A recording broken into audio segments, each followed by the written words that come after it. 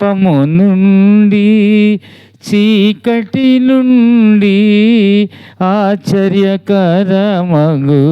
వెలుగులో నడిపి, పాపము నుండి చీకటి నుండి ఆశ్చర్యకరమగు వెలుగులో నడిపి, తన ఆలయముగా చేసిన ప్రభుకు, తన ఆలయముగా చేసిన ప్రభుకు స్తుతి మహిమా ఘనత సియోనులో అర్పించేదమెప్పుడు. స్తుతి మహిమా ఘనత సియోనులో అర్పించేదమెప్పుడు. తంబుర సితారతో మా ప్రభుని ఆరాధించేదము. తంబుర సితారతో నా ప్రభుని ఆరాధించేదను. తన నివాసముగా నన్ను సృష్టించిన, తన నివాసముగా నన్ను సృష్టించిన నాథుని పొగడేదను. స్తుతి గానము చేసేదను, నాథుని పొగడేదను. స్తుతి గానము చేసేదను. తంబుర సితారతో నా ప్రభుని ఆరాధించేదను. తంబుర సితారతో నా ప్రభుని ఆరాధించేదను. ప్రేమగల నా తండ్రి, నమ్మకమైన నా దేవా, నా రక్షకుడు, విమోచకుడు అయ్యా, నీ యొక్క ప్రియకుమారుడైన క్రీస్తు యేసు వారి అత్యద్భుతమైన నామములో మరి యొక్క ప్రభువు దినము అయ్యా, నీ యొక్క పిల్లలతో ప్రియులతో నాకు కూడా ఇచ్చిన ఈ రీతి నీ ప్రేమ గొప్పదని ఒప్పుకుంటున్నా. మొదటిగా అవునయ్యా, ఈ దినం చూడక ఎంతో మంది వారి వారి జీవితాలు నష్టపరుచుకున్నారు.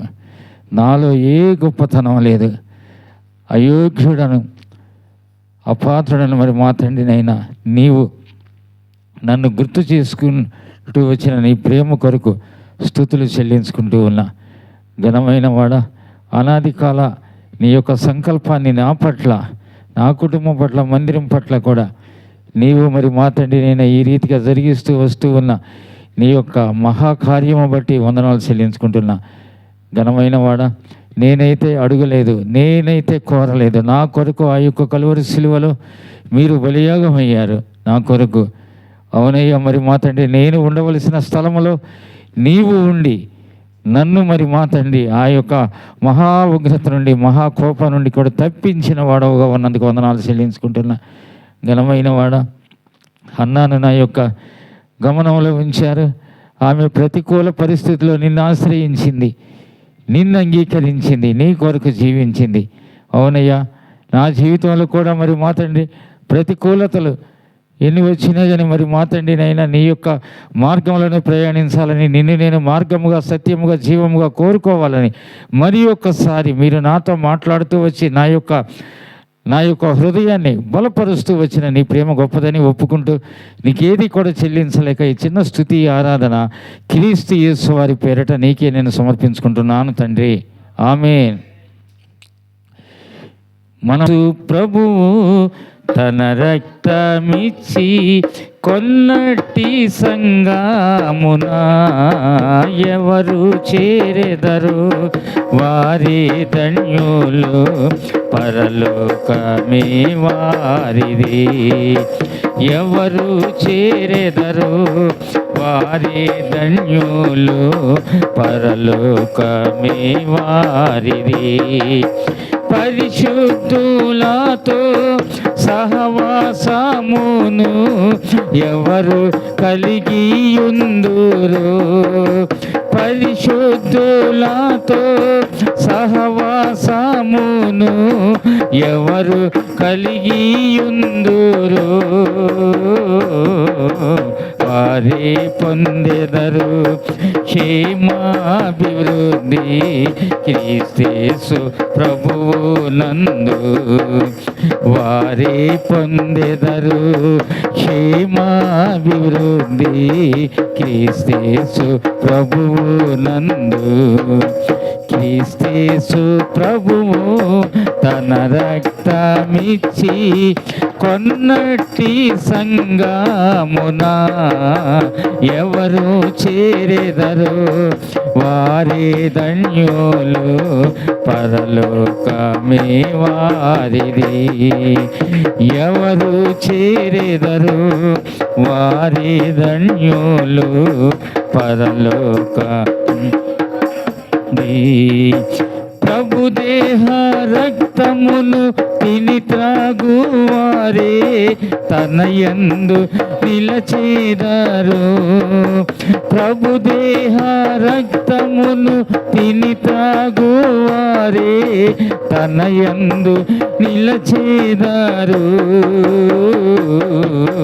ప్రకటించెదారు ఆయన మరణ పునరుత్థానమును వారు ప్రకటించెదారు ఆయన మరణ పునరుత్థానమును వారు క్రీస్తు ప్రభువు తన రక్తమిచ్చి కొన్నట్టి సంగమున ఎవరు చేరెదరు వారే ధన్యులు పరలోకమే వారిది ఎవరు చేరెదరు వారే ధన్యులు పరలోకమే వారిది. కొరింథీ 13వ అధ్యాయము 5వ వచనం.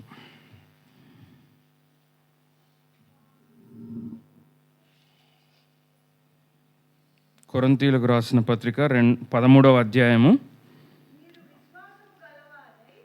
మీరు అందరం కలిసి చదవాలి, నాతో పాటు కలిసి చదవండి. మీరు విశ్వాసము గలవారై ఉన్నారో లేదో మిమ్మును మీరే శోధించుకొని చూచుకొనుడి, మిమ్మును మీరే పరీక్షించుకొనుడి.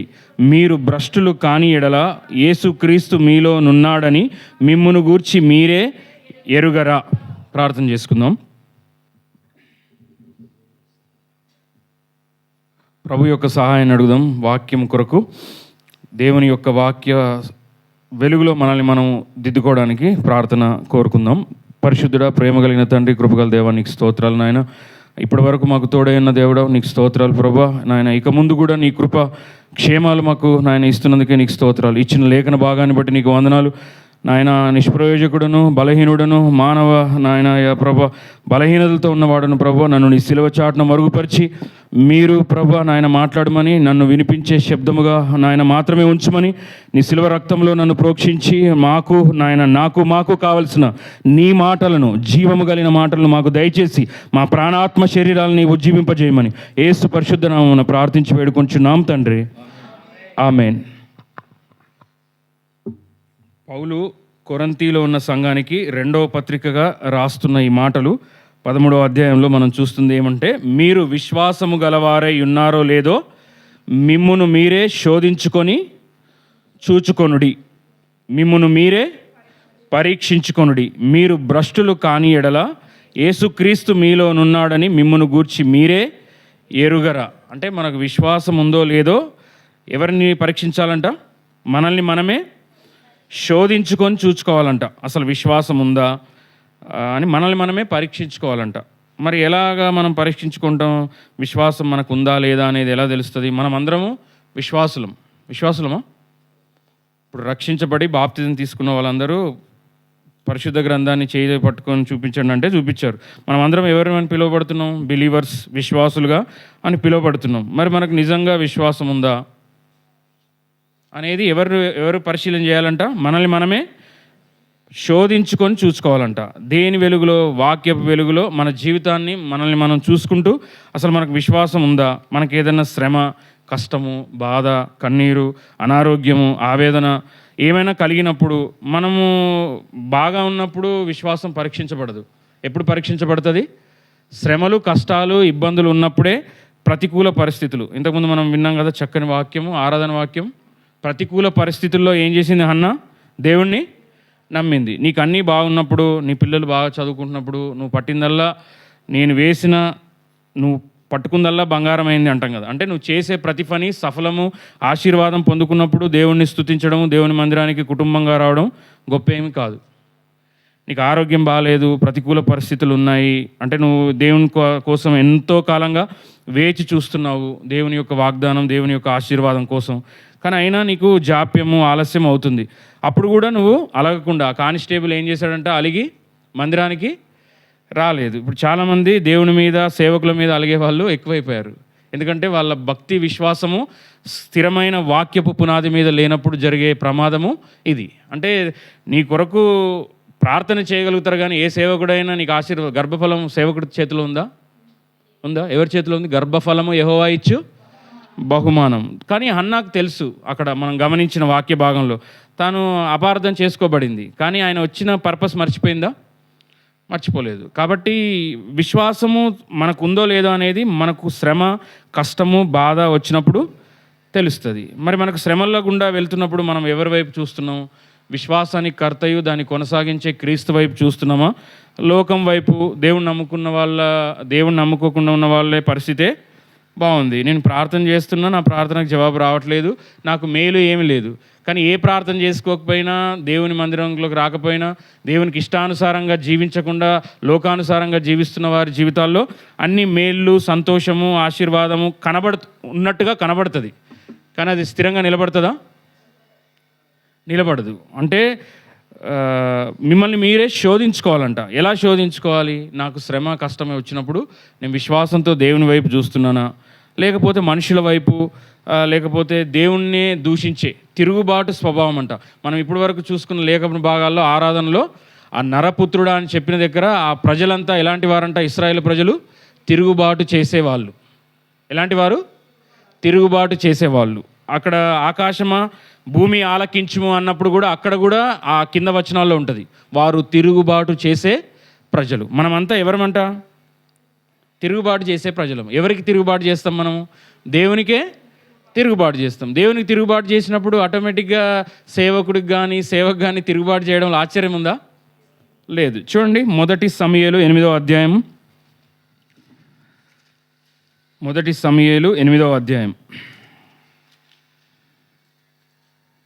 మొదటి 3 వచనాలు, పేజ్ నంబర్ 228.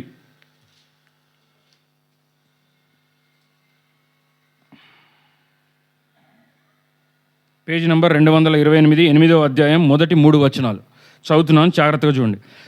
సమూయేలు వృద్ధుడైనప్పుడు తన కుమారులను ఇశ్రాయేళ్ల మీద న్యాయాధిపతులుగా నియమించెను. అతని జ్యేష్ఠ కుమారుని పేరు యోవేలు, రెండవ వాని పేరు అబియా.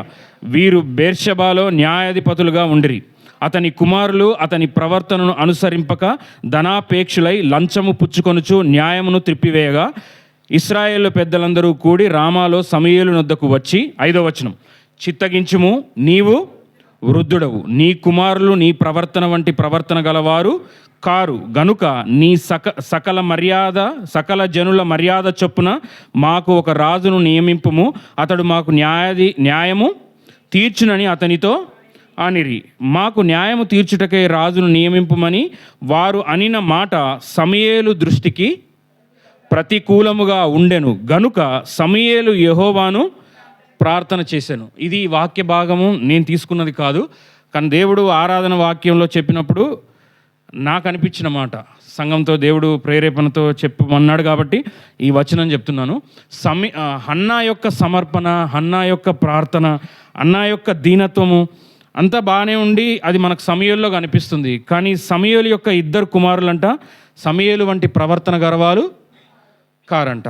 కానీ ఈడ ఏమంటున్నాడు? ప్రతికూల పరిస్థితి ఆయనకు ఆ మాట అన్నది. వాళ్ళందరూ వచ్చి ఏమన్నారు? 6వ వచనంలో, మాకు న్యాయము తీర్చుటకై రాజును నియమింపమని వారు అనిన మాట సమూయేలు దృష్టికి ప్రతికూలముగా ఉండెను. మనం ఇంతకుముందు ఆరాధన వాక్యంలో ఏం చూసుకున్నాం? ప్రతికూలంగా ఉన్నప్పుడు హన్నా ఏం చేసింది?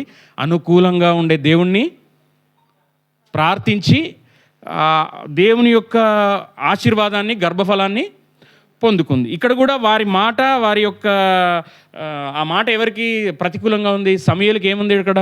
ప్రతికూలంగా ఉందంట. నీ కుమారులు మాకు న్యాయాధిపతులుగా ఉండడానికి వీల్లేదు, మా కొరకు ఒక రాజునుగా నియమించు అంటే అప్పుడు ఆ మాట ప్రతికూలంగా ఉండేను గనుక సమూయేలు ఏం చేశాడు? ప్రతికూలంగా ఉండగానే వారిని శపించాడా? ఏం చేశాడు?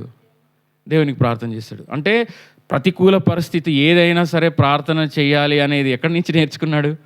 ఇంతకుముందు మనకు దాసుడు చెప్పినట్టు తల్లి దగ్గర నుంచి. అంటే నువ్వు సర్దుకోవడం ఇంటి దగ్గర నేర్చుకుంటే నీ బిడ్డ కూడా ఒక మాట అంటే, నీ భర్త ఏదన్నా ఒక మాట అంటే నువ్వు పడి తగ్గించుకుంటే, ప్రభువునే అన్ని మాటలు అన్నారు, నేనెంత నువ్వు తగ్గించుకుంటే నీ కుమార్తె నీ కుమారుడు తగ్గించుకొని కుటుంబాన్ని కట్టుకోగలుగుతారు.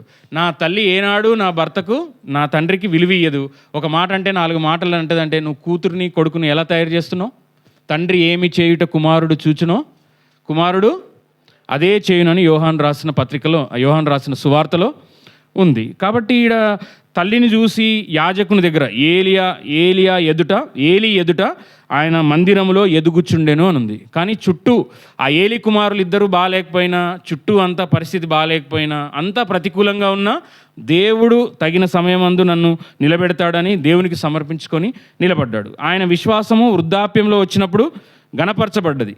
ఎలా? నీ ప్రవర్తన ఎలా ఉందని ఎవరు చెప్పారు? జనులందరూ నీ ప్రవర్తన లాంటి ప్రవర్తన నీ కుమారులకు లేదు అంటే ఆయన ప్రవర్తనను వాళ్ళు చాలా జాగ్రత్తగా గమనించారు. అంటే మనం బైబిల్ చదువుతామంట, మనల్ని లోకం చదువుతుందంట. ఏంటి? మనము బైబిల్ని చదువుతాం, ఆదివారం కాగానే మనం మందిరానికి బైబిల్ పట్టుకొని వస్తాం. కానీ సోమవారం నుంచి శనివారం వరకు మనం ఎక్కడుంటాం? లోకంలో ఉంటాం.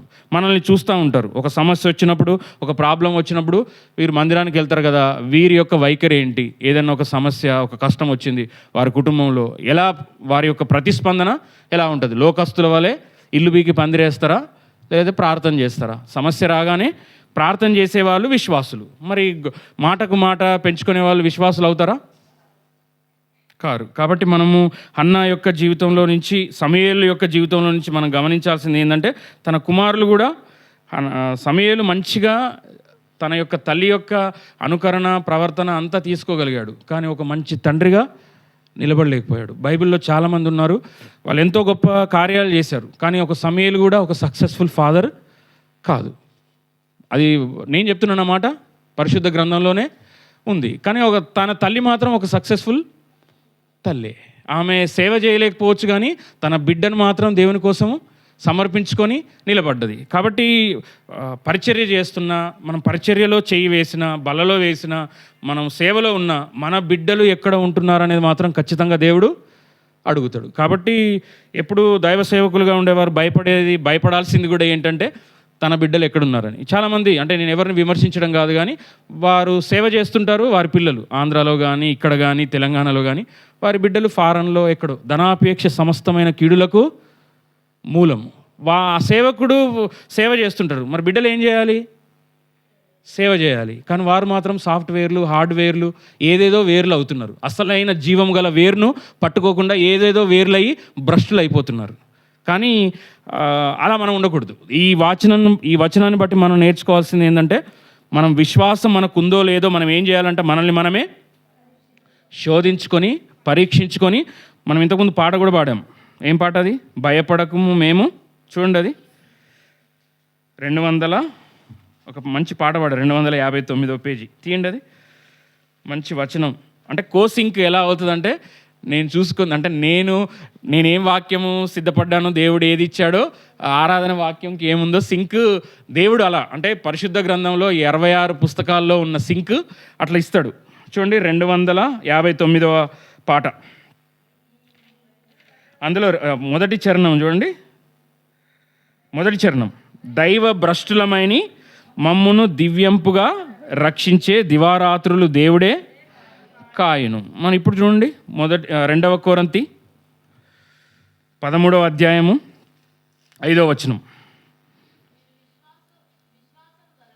మీరు విశ్వాసము గలవారై ఉన్నారో లేదో మిమ్మును మీరే శోధించుకొని చూచుకొనుడి, మిమ్మును మీరే పరీక్షించుకొనుడి. మీరు భ్రష్టులు కాని ఎడల యేసుక్రీస్తు మీలోనున్నాడని మిమ్మును గూర్చి మీరే ఎరుగరా. భ్రష్టులంట, దైవ భ్రష్టులను ఉందా ఇక్కడ? లేదా. దైవ భ్రష్టులం, మనమంతా దైవ భ్రష్టులము, భ్రష్టత్వంలోనికి వెళ్ళొద్దని దేవుడు ఏం చేస్తున్నాడంట? మనల్ని మనమే పరీక్షించుకోవాలని మనకు చెప్తున్నాడు. చూడండి, ఇక్కడ హెబ్రీలకు రాసిన పత్రిక, హెబ్రీ పుస్తకము 12వ అధ్యాయము 16 2 చదవండి.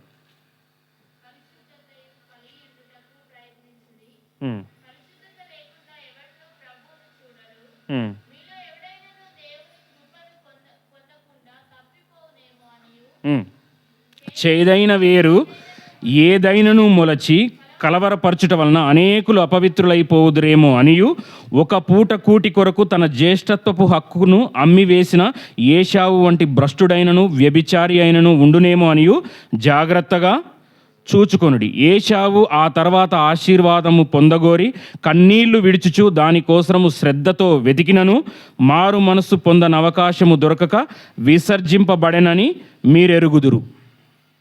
చేదైన వేరు ఏదైనా మొలచి, మనం ఏమంట, ఒక పూట కూటి కొరకు తన జ్యేష్ఠత్వ హక్కును అమ్ముకున్న ఏశావు వంటి భ్రష్టుడైనను వ్యభిచారి అయినను ఉండునేమని ఏం చేయాలంట? మనము జాగ్రత్తగా చూసుకోవాలంట. అందుకే మొట్టమొదట ఏదేను తోటలో సాతాను వేసిన మొట్టమొదటి పన్నాగం ఏంటి? తిండికే కదా పడిపోయింది. సో ఆత్మీయులుగా ఉన్నప్పుడు చాలామంది దైవజనులు చెప్పిన మాట, చాలామంది వారి యొక్క వ్యక్తిగత జీవితంలో నేర్చుకుంది, తిండి విషయంలో సాతానుడు చాలా పవర్ఫుల్గా పనిచేస్తాడంట.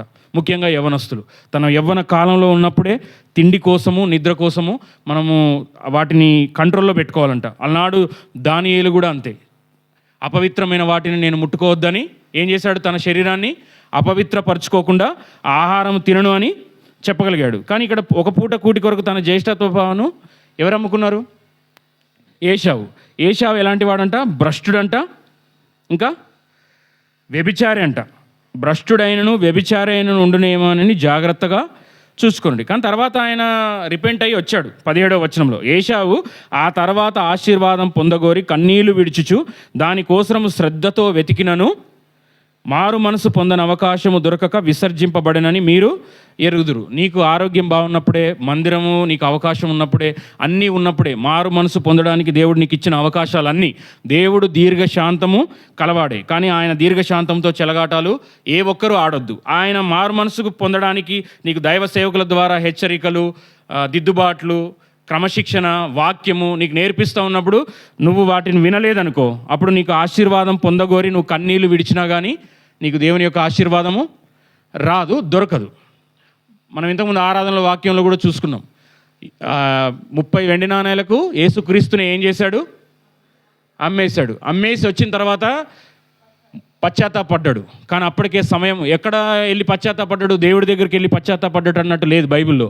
నేను ఆ వచనం చెప్పినప్పుడు ఆ వచనం చూశాను. మనకు మత్తయి, మార్కు, లూకాలో ఉంటుంది.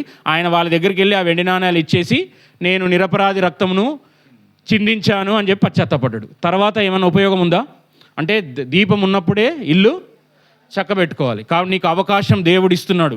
నువ్వు మారు మనసు పొందు, నీ జీవితాన్ని చక్కబెట్టుకో, నీ ఇల్లుని చక్కబెట్టుకో, నీ జీవితాన్ని చక్కబెట్టుకో. నువ్వు 20 సంవత్సరాలు అయిందా, 30 సంవత్సరాలు అయిందా, నువ్వు భక్తుడుగా నువ్వు ఫీల్ అవుతున్నావు. కానీ నీ భక్తి ఏంటో వాక్యం దగ్గరికి వచ్చినప్పుడు తెలుస్తుంది. కాబట్టి ఆ వాక్యపు వెలుగులో నువ్వు చూసుకోవాలి. నీకు మారు మనసు కలిగించడానికి దేవుడు ఆశీర్వదించడానికి సిద్ధంగా ఉన్నాడు. కానీ నువ్వు ఎన్నోసార్లు వాక్యం వెంబడి వాక్యము, వచనం వెంబడి వచనం నీకు వస్తున్నా కానీ నువ్వు నాకు కాదులే అని తృణీకరిస్తున్నావు. ఏం చేస్తున్నావంట? తృణీకరిస్తున్నావు. దేవుని వాక్యాన్ని తృణీకరిస్తే, దేవుని వాక్యానికి నువ్వు చెవి ఒగ్గకపోతే, అప్పుడు దేవుడు తిరుగుబాటు జనంగా మనల్ని లెక్కగడతాడు. మనం ప్రార్థన చేస్తే మన ప్రార్థన ఆలకిస్తాడా?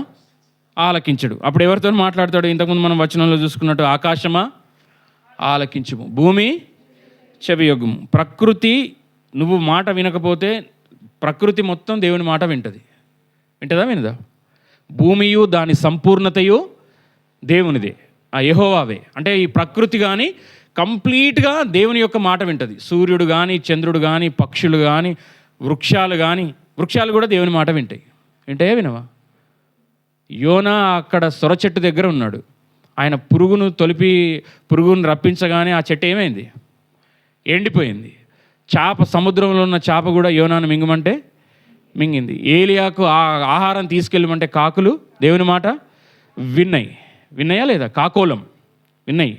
ఆ యొక్క గాడిద కూడా తన స్వరాన్ని వినిపించింది. అంటే బైబిల్లో మనకు చాలా ఉన్నాయి. అంటే ఒక్క మనిషి దేవుని చేత మన పోలిక చొప్పున మన స్వరూపమందు చేయదమన్న ఒక్క మనిషే దేవుని మాట వినట్లేదు. మనిషి తప్ప మిగతా అందరూ ఆలకిస్తున్నారు. మరి దేవుని మాట వినని వాడు ఆశీర్వదించబడతాడా, శపించబడతాడా? ఇప్పుడు నా మాట వినరా, నీకు మంచిగా చెప్తున్నాను నేను అంటాం. ఒక తండ్రిగా, ఒక బాధ్యత గల తండ్రిగా, తల్లిగా మనం చెప్తాం, నా మాట వినరా నువ్వు బాగుపడతావని అంటాం. మరి దేవుని మాట వినకపోతే మనం బాగుపడతామా నశిస్తాం. మరి ఎవ్వరూ నశించిపోవద్దనే కదా మనకు ఆ దేవుడు ఈ లోకానికి వచ్చింది. దేవుని యొక్క మనకు ఒక కాయిన్ ఉందనుకోండి, ఆ కాయిన్లో ఒకవైపే చూస్తాం.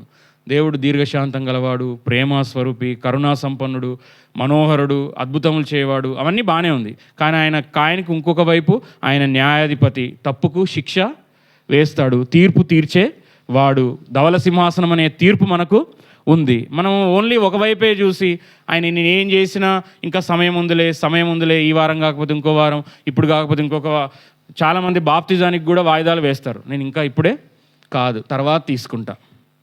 రేపు అనేది ఉందా? ఇదే అనుకూల సమయము, ఇదే రక్షణ దినము. రేపు అనేది నీలో లేదు. రేపు ఏమి సంభవింపునో నీకు తెలియదు. కాబట్టి ఇప్పుడు బ్రతికి ఉండి ఇది అది చేతుము తండ్రి చిత్తమైతే అని ఉంది బైబిల్లో. కాబట్టి మనము విశ్వాసం మనకు ఉందో లేదో మనం ఏం చేయాలంట? మనల్ని మనమే పరీక్షించుకోవాలి, శోధించుకోవాలంట. మరి మీకు నేతి బీరకాయలు ఎంతమందికి తెలుసు? నేతి బీరకాయలు తిన్నారా? విన్నారు. నేతి బీరకాయల్లో నెయ్యి ఉంటుందా? బందర్ లడ్డులో బందర్ ఉంటుందా? మైసూర్ పాకులో మైసూర్ ఉంటుందా? ఉండదు కదా? ఉంటుందా? ఉండదు. మైసూర్ పాకులో మైసూర్ ఉండదు, బందర్ లడ్డులో బందరు ఉండదు. మరి విశ్వాసుల్లో ఏముండదు? అది తప్ప మిగతా అన్నీ ఉంటే మనకు ఏం ఉపయోగం? ఇప్పుడు మనకు అనుకుంటాం కాకినాడ కాజా అని. కాకినాడ కాజాలో కాకినాడ ఉండదు, ఆ ప్రాంతంలో చేయబడ్డది కాబట్టి. హైదరాబాద్ బిర్యానీ ఇప్పుడు చాలా ఫేమస్ బయట దేశాల్లో కూడా. మరి ఆ బిర్యానీలో హైదరాబాద్ ఉంటుందా? ఉండదు. అవన్నీ పోని, మీకు అంటే అర్థం కావడం కోసం చెప్తున్నా, ఇది కాలక్షేపం కోసం కాదు. మరి బందర్ లడ్డులో బందర్ ఉండదు, మైసూర్ పాకులో మైసూర్ ఉండదు, నేతి బీరకాయల్లో నెయ్యి ఉండదు. మరి విశ్వాసం ఉండదు. మరి విశ్వాసుల్లో విశ్వాసం ఉండక దేవునికి ఇష్టమై ఉండుట మనకు సాధ్యమా? విశ్వాసము లేకుండా దేవునికి ఇష్టమై ఉండుట అసాధ్యం, అంటే ఇంపాసిబుల్. నువ్వు ఏం చేసినా సరే నీకు విశ్వాసం లేకపోతే, నువ్వు ఎంత ప్రార్థన చేసినా, ఎంత పరిచర్య చేసినా, ఎంతమందికి భోజనాలు పెట్టినా, బ్లడ్ బ్యాంక్తో నీ బ్లడ్ ఏం చేస్తాం? సువార్త దానం తప్ప మనం ఏం చేస్తాము? చాలామంది గోదానమని, భూదానమని, రక్తదానమని, అన్నదానమని అన్ని దానాలు చేస్తాం. కానీ నీ లోపల ఏం లేదంట? విశ్వాసము లేదు. మరి నీకు విశ్వాసం లేకపోతే, ఎందుకంటే ఒక దైవజనురాల దగ్గరికి తెలియక వచ్చిందంట. ఆమె ఇంటికి వచ్చేసరికి బీరకాయలు పిండుతూ ఉంటే ఏం చేస్తున్నామమ్మా అంత పసరు వస్తుంది ఏంటి అని అంటే, ఇది నేతి బీరకాయలు కదండి, నెయ్యి పిండుతున్నా వస్తుందేమో అన్నదంట. ఆమె నిజంగా తెలీదు. ఆమె అప్పుడే బయట దేశం నుంచి వచ్చింది. నేతి బీరకాయలు తీసుకోమ్మా అంటే తీసుకొని వచ్చిందంట. ఇంటికి ఆ దైవజనుడి ఇంటికి వచ్చేసరికి ప్రార్థన చేద్దామని పిండుతూ ఉందంట. పసరు వస్తూ ఉందంట.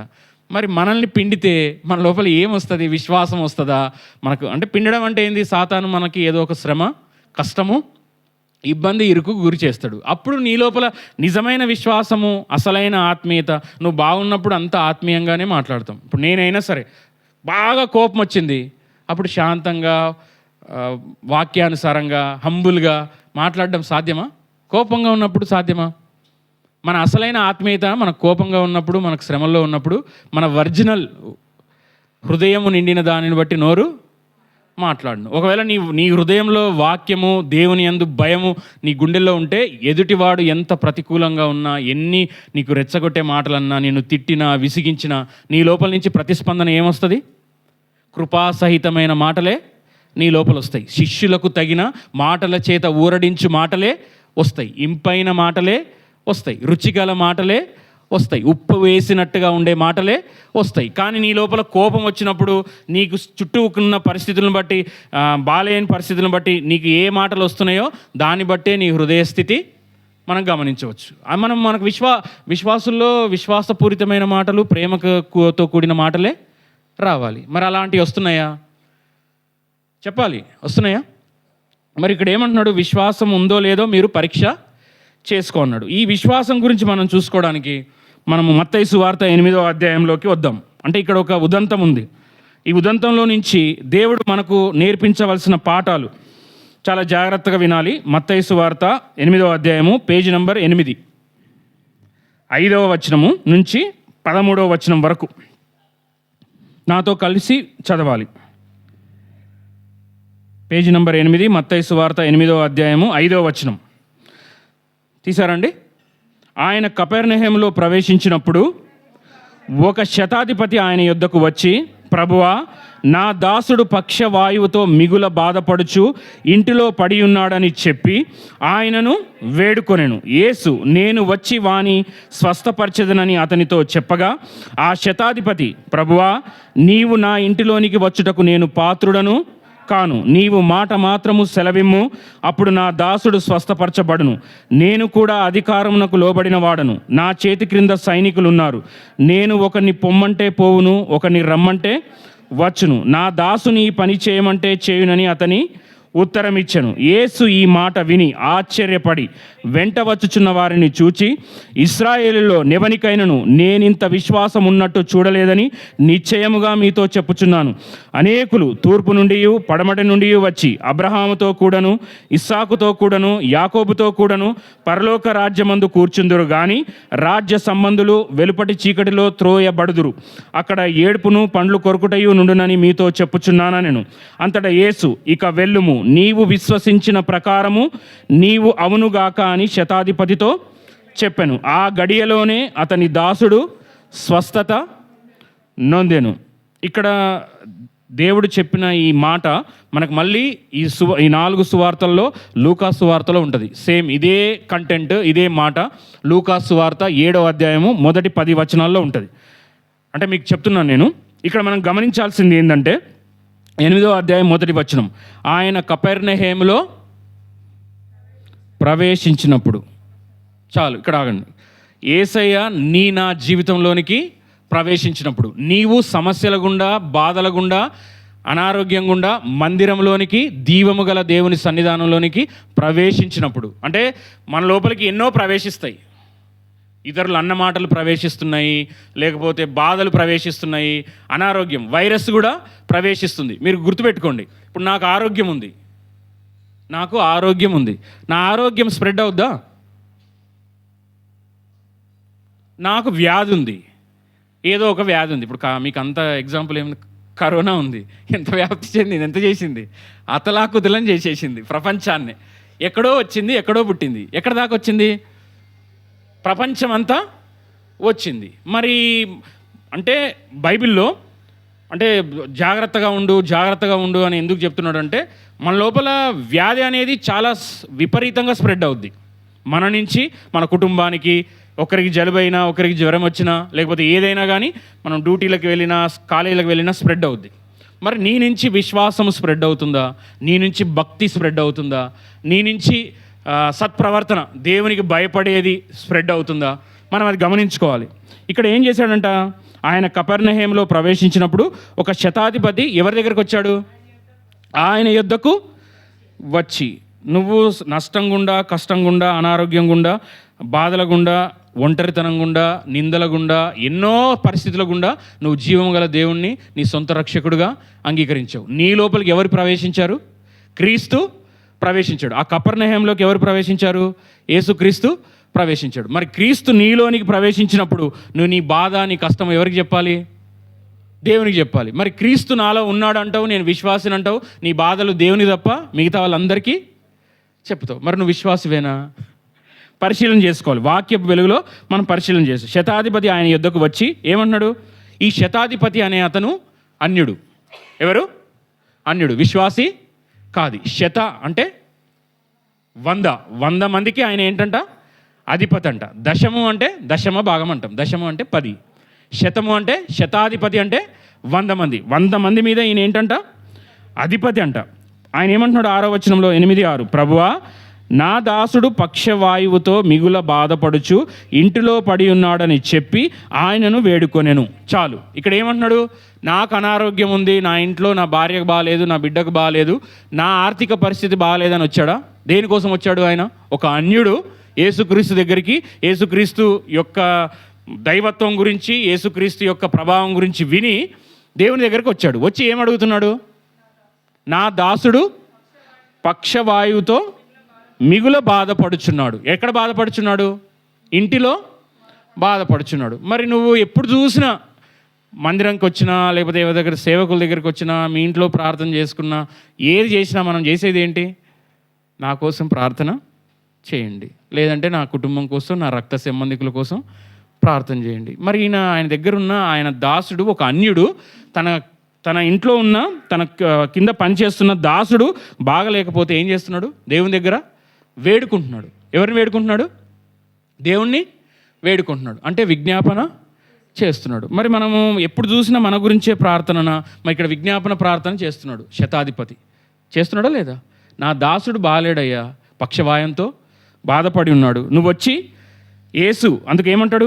వేడుకుంటే 7వ వచనం, నేను వచ్చి వాణ్ణి స్వస్థపరచదనని అతనితో చెప్పగా ఆ శతాధిపతి, ప్రభువా నీవు నా ఇంటిలోనికి వచ్చుటకు నేను పాత్రుడను కాను. దేవుని యందు విశ్వాసం ఉంది. ఎవరికి చెప్పుకోవాలనో వాళ్ళకి చెప్పుకున్నాడు. ఎవరికి చెప్పితే ప్రాబ్లం సాల్వ్ అవుతుందో ఆయనకు తెలుసు. అంటే విశ్వాసం ఉంది. విశ్వాసం ఉందా లేదా? మనం ఒక దగ్గర విశ్వాసము నమ్మితేనే మనకున్న బాధ, మనకు ఎవరికి చెప్పుకోలేని రహస్యమైన ఎవరికి చెప్పుకుంటాం? నమ్మితేనే చెప్పుకుంటాం. నమ్మని వారికి చెప్తామా? చెప్పం. ఇప్పుడు యేసుక్రీస్తు బాగు చేయగలడని, ఆ సమస్యకు సొల్యూషన్ ఇవ్వగలడని నమ్మి విశ్వసించి ఆయన దగ్గరికి వచ్చాడు.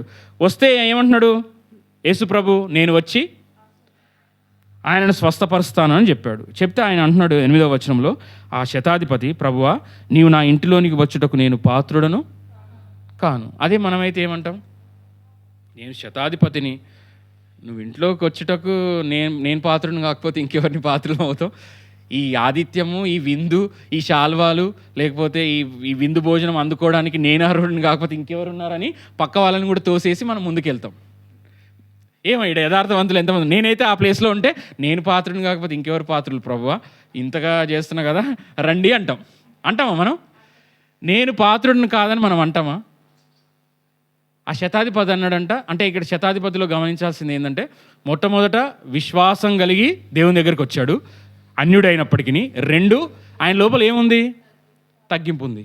ఒక అన్యుడికే తగ్గింపు ఉంది. నాకు ఈ వాక్యం చదివినప్పుడల్లా కన్నీళ్ళు వచ్చేసినాయి. అంటే మనము ఎంతోమందికి ఎగ్జాంపుల్ వేరే వాళ్ళకు చెప్పాల్సిన అవసరం లేదు. కొన్నిసార్లు అన్యుల దగ్గర నుంచే సిగ్గుపడి నేర్చుకోవాల్సిన విషయాలు ఉన్నాయి. చెప్పులు ఎక్కడ పెట్టాలో, కడుక్కొని ఎలా ఉండాలో, పెద్దలకు ఎట్లా మర్యాద ఇవ్వాలో. మనం సోకాల్డ్ క్రైస్తవులు అనబడిన వారికి పెద్దల పట్ల గౌరవం ఉండదు, వాక్యం పట్ల విలువ ఉండదు. అంటే వాళ్ళు ఇవ్వాల్సిన తగ్గింపు, వాళ్ళ జీవం గల దేవుని నమ్మని వారికే అంత తగ్గింపు ఉంటే, అన్యులకే అంత తగ్గింపు, అంత సమర్పణ ఉంటే మరి మనకెంత ఉండాలి? నా గృహంలోనికి వచ్చేటప్పుడు నేను పాత్రుడను కాను అన్నాడు. అంటే ఒక అధికారము, ఒక మంచి పొజిషన్లో ఉన్న వ్యక్తి నేను పాత్రుడను కాను అనడం అంత ఈజీ కాదు. నీకేమీ లేనప్పుడు, తినడానికి తిండి, ఆ పూటకు భోజనం లేనప్పుడు నేను పాత్రుడను కాదు అంటే ఒక అర్థం ఉంది. నువ్వు బాగుండి, నువ్వు ఒక మంచి హయ్యర్ ఎడ్యుకేషన్ ఉండి, మంచి హోదా ఉండి, డబ్బు ఉండి, నేను నా ఇంట్లోకి వచ్చి పాత్రుడు కాదు అనడం నిజమైన తగ్గింపు. ఇందులో ఏం చూస్తున్నాం మనము? హంబుల్నెస్ చూస్తున్నాం. ఒక అన్యుడు శతాధిపతిగా ఉండి తన కోసం ప్రార్థన చేయట్లేదు. తన ఇంట్లో ఉన్న ఒక దాసుడు పడిపోతే ఆయన కోసం వేడుకుంటున్నాడు వచ్చి. అంటే నిస్వార్థంగా, విశ్వాసంతో నిస్వార్థంగా తగ్గించుకొని దేవుని దగ్గరికి వచ్చాడు. అప్పుడు అంటున్న మాట చూడండి. అప్పుడు ఆ దాసుడు 8వ వచనం, నీవు నా ఇంటిలోనికి వచ్చుటకు నేను పాత్రుడను కానీ ఏమంటున్నాడు? నీవు మాట మాత్రము సెలవిమ్ము. అప్పుడు నా దాసుడు, ఎవరు చెప్పారు ఒక అన్యుడికి నువ్వు మాట మాత్రం సెలవిమ్ము? అంటే దేవుని యొక్క మాటలో ఉన్న శక్తి దేవుని నమ్మిన విశ్వాసులకు లేదు, అన్యులకు ఉంది. దేవుని యొక్క మాటకు భయపడతారు. దేవుని యొక్క మాటకు కానీ, దేవుని యొక్క సంఘానికి కానీ, దేవుని యొక్క జనాంగానికి కానీ, సువార్తకు కానీ అంత శక్తి ఉంది. ఇక్కడ ఏమంటున్నాడంట, నువ్వు భౌతికంగా నన్ను వచ్చి స్వస్థపరచాల్సిన పని లేదు. అంటే ఎంతటి విలువిస్తున్నాడంటే, నువ్వు ఒక్క మాట మాత్రం సెలవివ్వము, ఎక్కడో ఉన్న నా దాసుడు స్వస్థపడతాడు. అంటే ఎంతటి విశ్వాసము! అంటే ఆయన వాక్యము, ఆయన మాటలో ఉన్న అధికారం. ఇక్కడ అధికారం ఉందని ఒప్పుకుంటున్నాడా లేదా? యేసు మాటలో ఏముంది? అధికారం ఉంది, ధైర్యం ఉంది. ఇప్పుడు మనం ఇంతకుముందు నేర్చుకున్నాం, విశ్వసించువాడు కలవరపడడు. మనం భయం లేకుండా ఉండాలి, నిర్భయంగా ఉండాలంటే మన లోపల చాలినంత విశ్వాసము ఉండాలి. మరి ఆ విశ్వాసం ఎలా వస్తుంది? వినుట వలన విశ్వాసం కలుగును. చూడండి, రోమీయులకు రాసిన పత్రిక 10వ అధ్యాయము. మరి మనకు విశ్వాసం లేకపోవడానికి కారణం, మనకు వాక్యాన్ని మనం ఆలకించకుండా లోకాన్ని ఆలకిస్తున్నాం మనం. అందుకే మనకు విశ్వాసం లేదు. 10వ అధ్యాయము 17వ వచనం, పేజీ నంబర్ 141. కాగా వినుట వలన విశ్వాసము కలుగును, వినుట క్రీస్తును గురించిన మాట వలన కలుగును. ఎవరి మాట వలన కలుగును? నా స్టోరీలు, ఎవరి స్టోరీలు చెప్పినా కానీ విశ్వాసము కలదు. కానీ దేవుని మాట అంటే క్రీస్తు మాట వలన మనకేం కలుగుతుందంట? విశ్వాసం కలుగుతుంది. మరి విశ్వసించిన వాడు కలవరపడడు. విశ్వాసంతో ప్రార్థన చేస్తే స్వస్థత వస్తుంది. నువ్వు విశ్వాసంతో ప్రార్థన చేస్తే నీ జీవితంలో అడ్డుగా ఉన్నవి, అడ్డుబండలన్నీ తొలగిపోతాయి. మరి ఎందుకు మందిరానికి రండి, మందిరాన్ని నిర్లక్ష్యం చేయొద్దు. 6 దినములు మీ ఇష్టానుసారంగా మీ కష్టార్జితం కోసం పని చేసుకుంటున్నారు, లోకం కోసము చేసుకుంటున్నారు. మీ పొట్టకూటి కోసం చేసుకోవడం తప్పు కాదు. మరి ఒక్క వారము, అందులో 2 గంటలు 3 గంటలు దేవునికి మందిరానికి ఇవ్వకపోతే నువ్వు విశ్వాసివి, నేను దేవుని ప్రేమిస్తున్నాను అని నువ్వు ఆరాధించడంలో దేవుడు పైనుంచి చూసి సంతోషిస్తాడా? నవ్వుతాడా? ఏం చేస్తాడు? ఒక 3 గంటలు నువ్వు దేవుని మందిరానికి ఇయ్యలేవు. ఆ ఆదివారమే ఫంక్షన్లు, ఆదివారమే పెళ్ళిళ్ళు, ఆ ఆదివారమే పుట్టినరోజులు, ఆ ఫంక్షన్లు, ఈ ఫంక్షన్లు అన్నీ ఎప్పుడు గుర్తొస్తాయి? సండే గుర్తొస్తాయి. కానీ అట్లా నువ్వు చేయొచ్చా? నువ్వు దేవుని ప్రేమిస్తున్నావా, లోకాన్ని ప్రేమిస్తున్నావా? అంటే పైనుంచి దేవుడు యథార్థవంతులను బలపరచడానికి లోకమందంతటా దేవుని దృష్టి సంచారం చేస్తుంది. ఆదివారం వచ్చినప్పుడు ఎక్కడున్నావని దేవుడు చూస్తాడా? చూడ్డా? ఆదివారం వచ్చినప్పుడు నా బిడ్డ, నా గొర్రె ఎక్కడ ఉంది? మందిరము, వాక్యం అంటే శ్రద్ధ ఉందా? ఫంక్షన్లు ఎక్కడో కనపడాలి, ఫోటోల కోసం పరిగెడుతుందా అని చూడ్డా దేవుడు? చూస్తాడా? కళ్ళు మూసుకుంటాడా? ఎప్పుడు సేవిస్తున్నాడు, ఎప్పుడు ఆరాధిస్తుంటాడు, సండే రోజు పోనీ అని వదిలేస్తాడా? బైబిల్ ఏ ఒక్కరికి కూడా, అందరికీ, నువ్వు సేవకుడువైనా, యాజకుడువైనా, విశ్వాసివైనా, ఎవరికైనా ఒకటే స్టాండర్డ్. ఆయన వాక్య ప్రకారంగా జీవించు, దేవుణ్ణి ఏదైనా అడుగు. నా యందు మీరు, మీ యందు నా మాట నిలిచిన ఎడల మీకు ఏది ఇష్టమో అడుగుడి, అది మీకు అనుగ్రహం. నువ్వు దేవుని యందు నిలిచి ఉండకుండా, దేవుని యొక్క వాక్యం నీ హృదయంలో నిలిచి ఉండక, నువ్వు ఏం అడిగినా తలకిందు తపస్సు చేసినా దేవుని దగ్గర నుంచి నువ్వేమీ పొందుకోలేవు. మీరు అడుగుదురు కానీ మీ భోగేచ్ఛల నిమిత్తం మీరు అడుగుతారు అంటాడు యాకోబు రాసిన పత్రికలో. మీరు ఆశించుదురు కానీ పొందక ఉన్నారు. చూడండి, మనం ప్రార్థన చేస్తే ఎందుకు వినబడట్లేదు, నేను మందిరానికి వెళ్తున్నానంటే, నీ హృదయం దేవుని దృష్టిలో సరిగా ఉంటే ఖచ్చితంగా దేవుడు వింటాడు. 4వ అధ్యాయం, పేజీ నెంబర్ 212. అందరికి తీసి చదవాలి. యాకోబు రాసిన పత్రిక 4వ అధ్యాయము, పేజీ నెంబర్ 212, మొదటి 3 వచనాలు. 4వ అధ్యాయం. మీలో యుద్ధములను పోరాటములు దేని నుండి కలుగుచున్నవి? మీ అవయములలో పోరాడు మీ భోగేచ్ఛల నుండియే కదా. మీరు ఆశించుచున్నారు కానీ మీకు దొరకటలేదు. నరహత్య చేయుదురు, మత్సరపడుదురు కానీ సంపాదించుకొనరు లేరు. పోట్లాడుదురు, యుద్ధము చేయుదురు కానీ దేవుణ్ణి అడగనందున మీకేమీ దొరకదు. ఇక్కడ ముఖ్యమైన విషయం, 3వ వచనం. మీరు అడిగినను మీ భోగముల నిమిత్తమే వినియోగించుటకై దురుద్దేశముతో అడుగుదురు గనుక మీకేమీ దొరుకుటలేదు. 4. వ్యభిచారులారా, ఈ లోక స్నేహం దేవునితో వైరమని మీరు ఎరుగరా? కాబట్టి ఎవడు ఈ లోకముతో స్నేహము చేయగోరునో వాడు దేవునికి శత్రువగును. నువ్వు లోకంతో స్నేహం చేస్తే ఏమవుద్ది అంటే, నువ్వు ఇక్కడ మందిరంలో లేవు అంటే, జీవము గల దేవుని సన్నిధిలో వెలుగు దగ్గర లేవు అంటే, నువ్వు ఎక్కడో చీకటిలో చిక్కుకొని ఉన్నావని అర్థం. అంతే. దేవుని యొక్క ప్రేరేపణలో, దేవుని చిత్తంలో ఉన్నవారు ఎక్కడ ఉన్నా దేవుని సమాజంగా కూడడానికి, దేవుని ప్రజలతో ఆరాధించడానికి పరుగులు తీస్తారు. మనకు ఎప్పుడో పండగ కాదు, ప్రతి ఆదివారము ఒక నిజ క్రైస్తవుడికి పండగే. మనం పరుగులు తీస్తాం దేవుణ్ణి ఆరాధించడానికి, దేవుని స్తుతించడానికి. మరి నీ పరుగు ఎక్కడుంది? ఆదివారం ఏదన్నా వస్తే ఏ ఫంక్షన్కి వెళ్దామా? చెప్పగలవా నేను ఆదివారం రాలేనని? నాకు ఎవరన్నా ఏదన్నా ఒక విషయం అడిగితే ఫస్ట్ నేను చూసుకునేది డేట్, అది ఏ వారం వస్తుందని. ఎందుకు? ఏం అవసరం మనకి? ఎందుకు చూస్తాం మనం అది ఏ వారం వస్తుందో అని? సండే మన దేవుని సన్నిధిని మిస్ కావద్దు. నా గృహం నుంచి పిలిచినా, ఎక్కడి నుంచి ఏ ఆహ్వానం వచ్చినా, ఏ ఫంక్షన్కి పిలిచినా అది ఏ వారం ఉందో ఫస్ట్ చూసుకుంటాం. ఎందుకంటే దేవుణ్ణి, నన్ను ప్రేమించు వారిని నేను ప్రేమిస్తాను, యెహోవా ఆశీర్వాదము ఐశ్వర్యం ఇచ్చును, అది నరుల కష్టము చేత ఎక్కువ కాదు. నువ్వు జాబ్ చేస్తున్నా, ఏది చేస్తున్నా, నీకు జాబ్ ఇచ్చింది నీ ప్రాణమును, నీ సకల మార్గములను ఏ దేవుని వశం ఉన్నాయో నువ్వు ఆయనను మహిమపరచక, నువ్వు ఆదివారం ఆ ఫంక్షన్కి, ఈ ఫంక్షన్కి, ఈ బల్ల ఈరోజు తీసుకోకపోతే నెక్స్ట్ రోజు తీసుకుందాము, నెక్స్ట్ వారం తీసుకుందామని నువ్వు దేవుణ్ణి ప్రేమించక లోకాన్ని ప్రేమిస్తే ఎవరికి శత్రువు అవుతావంట? నేను చెప్తున్నాను అన్నమాట. బైబిల్ సేస్ ఈ లోక స్నేహము దేవునితో వైరము. ఇక్కడ ఏముంది? మీరు అడగనందున యుద్ధము చేయుదురు, పోట్లాడుదురు, మీరు దేవుణ్ణి అడగనందున మీకేమీ దొరకదు. కొందరు అడగనందున దొరకదు అంటే ప్రార్థన చేయరు. చూడాలి, ఏ ఒక్కరు నిద్రపోవద్దండి.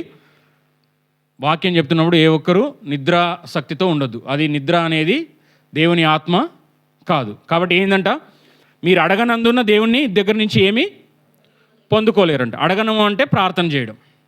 అంటే కొందరు ప్రార్థన చేయరు కాబట్టి దేవుని దగ్గర నుంచి ఏమీ పొందుకోలేరంట. కొందరు ప్రార్థన చేస్తారు కానీ విశ్వాసం ఉండదు. నువ్వు విశ్వాసం లేకుండా ఒక 1 అవర్ ప్రార్థన చేసావు, అది ఇస్తాడనే నమ్మకం నీకు లేదు. ఒకటి అడిగావు దేవుని దగ్గర, నాకు ఆరోగ్యము దయచేయి, స్వస్థత దయచేయి అని అడిగావు, కానీ విశ్వాసం లేదు. నువ్వు ఎంత ప్రార్థన చేసినా, ఎంతమంది ప్రార్థన చేసినా అది కార్యం జరుగుద్దా? ఇక్కడ నా దాసుడు అనారోగ్యంతో ఉన్నాడు అని విజ్ఞాపన చేసి ఏమన్నాడు? నువ్వు మాట మాత్రము సెలవు. అంటే నువ్వు భౌతికంగా నా ఇంటికి వచ్చేటప్పుడు నేను పాత్రుడను కాను, అంటే నేను నిష్ప్రయోజకుడను, నేను తగినవాడను కాదు. నువ్వు నా ఇంట్లోకి వచ్చుటకు నేను తగినవాడను కాదు. ఆయన తగ్గింపును చూపిస్తూనే దేవుని మాటను ఎత్తుతున్నాడు. ఏమని? మాట మాత్రం సెలవిమ్ము, నా దాసుడు స్వస్థపడుతాడు. అంటే దేవుని మాటలో ఉన్న శక్తి ఒక అన్యుడికి తెలుసు. మరి నీకు తెలుసా దేవుని మాటలో ఉన్న శక్తి? వాక్యం వింటే, వాక్యాన్ని ప్రకారంగా జీవిస్తే, మనం వాక్యాన్ని ధ్యానించి ఆ వాక్య ప్రకారంగా ప్రార్థిస్తే మన జీవితాలు బాగుపడతాయి, వెలిగించబడతాయి. శాపంలో నుంచి దేంట్లోకి? ఆశీర్వాదంలోనికి. చీకటిలో నుంచి వెలుగులో నుంచి, మరణంలో నుంచి జీవంలోనికి మనం వస్తాం. ఎప్పుడు? ఆ వాక్యానికి విలువనిస్తే. నీ జీవితంలో వాక్యానికి విలువ ఇవ్వాలి. ఆయన ఏమంటున్నాడు? నువ్వు భౌతికంగా నా ఇంటికి వచ్చి స్వస్థపడాల్సిన పని లేదు, నా ఇంటికి నేను రావడానికి నేను పాత్రుడను కాను, మాట మాత్రము సెలవిమ్ము. ఎందుకు మాట మాత్రం సెలవిమ్ము అంటున్నాడు? నువ్వు అను అంటాం మనం ఏదన్నా అంటే, నువ్వు అను చేసేస్తా అంటాం. ఇంట్లో ఏదైనా మనకు నచ్చింది చేయించుకోవాలనుకో, నచ్చిందో లేకపోతే ఏదైనా చేయాలనుకో, నువ్వు అను చేసేస్తానంటాం. ఈడేమంటున్నాడు? మాట మాత్రం సెలవిమ్ము, నా దాసుడు ఏమవుతాడు? స్వస్థపరుస్తాడు. అంటే ఏముంది మాట మాత్రం సెలవిస్తే? ఆ మాటలో ఏముంది? ఎవరి మాట అది? జీవము గల దేవుని మాట అంట. పక్షులు అంటే ఏంది? లేళ్లు ఈనుతాయంట. యెహోవా స్వరము లెబనోను వృక్షాలని లేపుతుందంట. అంటే దేవుని యొక్క వాక్యం కోసము, దేవుని యొక్క మాట కోసము, ఆ మాటలో ఉన్న శక్తి. ఎందుకంటే నిర్జీవంగా ఉన్నదాన్ని జీవంలోనికి తెచ్చేది దేవుని మాట. నీ లోపల చనిపోయిన విశ్వాసాన్ని, ఎందుకు పనికిరాని నీ స్థితిని పనికొచ్చే పాత్రగా మార్చే శక్తి దేవుని మాటకుంది. ఆ దేవుని మాటే వాక్యం. ఆయన ఒకటే మాట అన్నాడు, ఏమని? మాట మాత్రము సెలవిమ్ము. ఆ మాటలో ఏముంది? అధికారం ఉంది. ఏ అధికారం అది? స్వస్థత ఉంది. ఒక్క దేవుడు స్వస్థత మాత్రమే చేయగలడా? ఏదైనా శూన్యంలో భూమాకాశంని నోటి మాట చేత కలగజేశాడు. నువ్వు ఒకటే అనొచ్చు, నా శత్రువులు, నాకున్న సమస్యలు, నా కుటుంబము, ఎవరు నా మాట వినకపోయినా నువ్వు వారితో మాట్లాడితే, నువ్వు మాట మాత్రం సెలవిస్తే అక్కడ ఏమవుద్ది? అద్భుతం.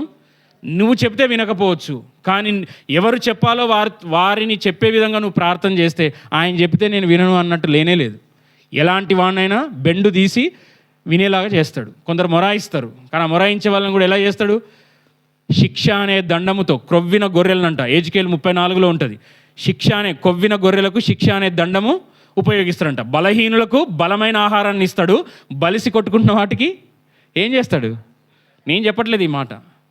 బలిసిన గొర్రెలకు ఏం చేస్తాడంట? క్రొవ్వి బాగా ఎక్కువైపోయింది, వాక్యము, ప్రార్థన, దీవెనలు ఎక్కిపోయిన వాటికి ఏం చేస్తాడు? శ్రమ. అది ఏ శ్రమ? అనారోగ్యం కావచ్చు,